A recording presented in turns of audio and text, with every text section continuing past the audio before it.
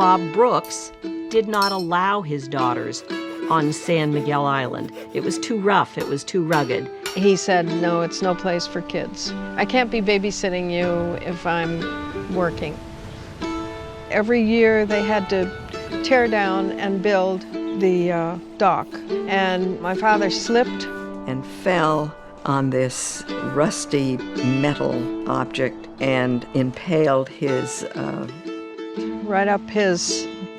posterior, I guess it'd be the nice thing to say. I think he had to put a tourniquet type thing on because he would have bled to death.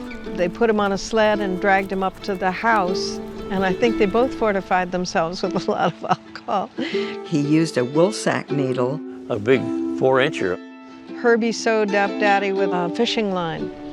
They flew the flag upside down, which is a distress signal, and nobody came until 13 days later. Took him to the Cottage Hospital in Santa Barbara. The doctor took one look at this wound and said, this is amazing. I couldn't have done any better myself. No charge. My father was an aviator, and he was looking for places to go. He decides to fly over to the island, circled over there, figured out a place to land. He first landed right in his pasture, and George introduced himself. They immediately struck up a great friendship, and that friendship really grew over the next 10 or 15 years.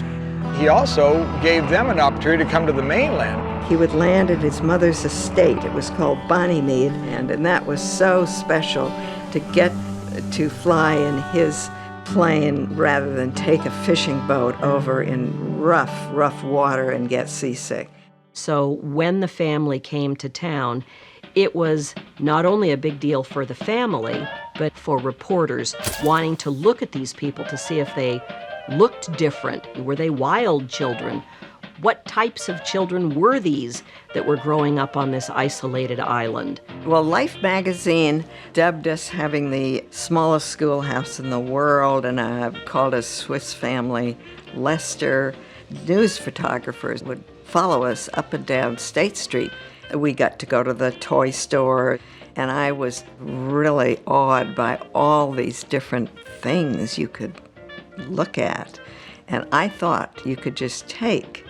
And my mother had to sort of in a kind way explain to me that you don't just take them out of those stores, you got to pay for them. When Herbert Lester managed San Miguel Island, it became his life. It became something that made him feel larger than life. And he called himself the king of San Miguel Island. He was the king of his own 10,000-acre empire. And it was an incredible Robinson Crusoe type story for the Lester family. And it was the most wonderful life over here.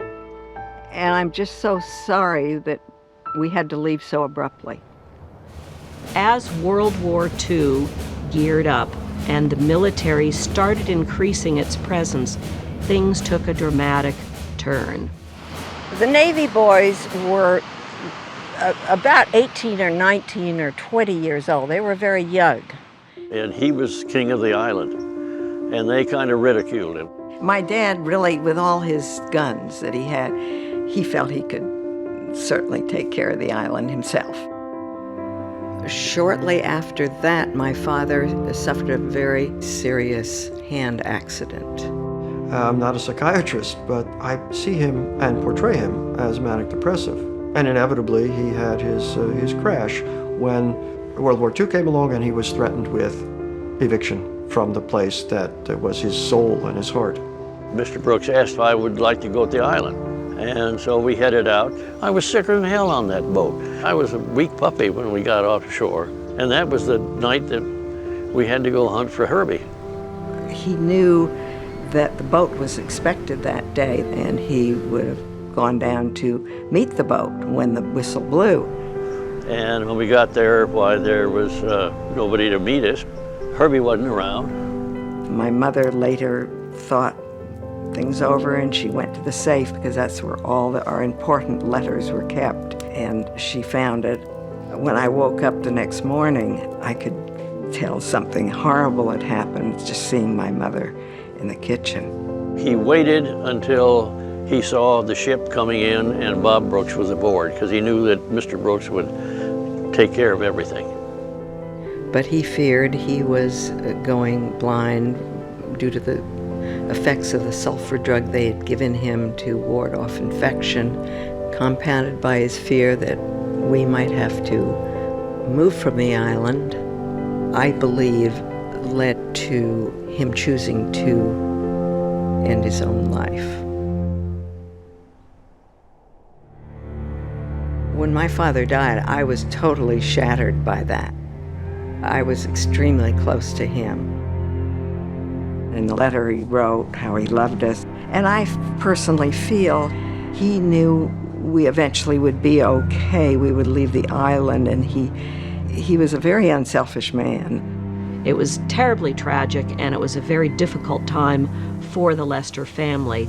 But I can say in hindsight that the years that Betsy Lester spent on San Miguel Island shaped her future. I wouldn't have traded my 9 years for anything else.